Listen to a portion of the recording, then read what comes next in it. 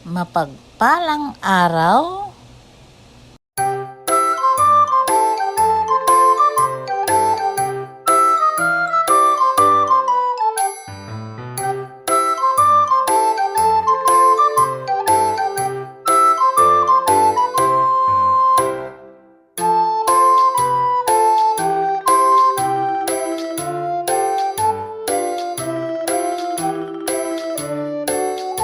Ayan, magigisa na tayo. Inuna ko dyan ang luya at sinunod ang sibuyas.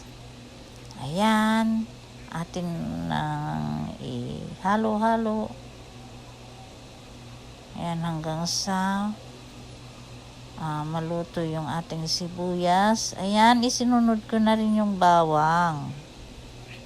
Ayan, ang bango. Ang bango ng amoy. Ayan, atin munang iluto ang bawang bago natin ilagay ang ating manok. Ayan. Ayan, naglagay ako ng dyan, ng manok, yung may taba na konti at ating itong sinangkutsa. Ayan. Ayan, inuna natin yung may mga taba-taba para maprito ng konti. Ayan siya. Ayan. Ayan, hanggang sa yung kanyang taba. Ito, inilagay ko na ang lahat ang natitirang manok. Ayan, atin itong isasangkot siya muna natin ito bago natin lagyan ng tubig. Ayan, halu-haluin muna natin. At ayan, nilagay ko na rin pala dyan ang ating papaya kasi medyo matagal din maluto ito ano na lang natin isama na lang natin na sangkot siya sa manok. Ayan. Ayan, naglagay din ako dyan ng paminta at asin. Ayan.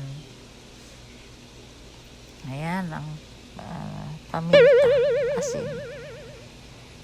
Takpan mo natin at eto, ihahalo natin ulit. Ayan. Antayin natin maluto yung ating papaya. Wow. Ayan, tinakpan ko ulit.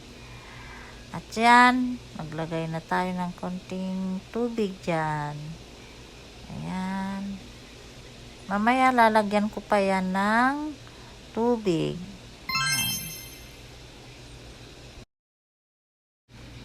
Ayan, ay hayaan natin itong kumulo. At takpan natin muli.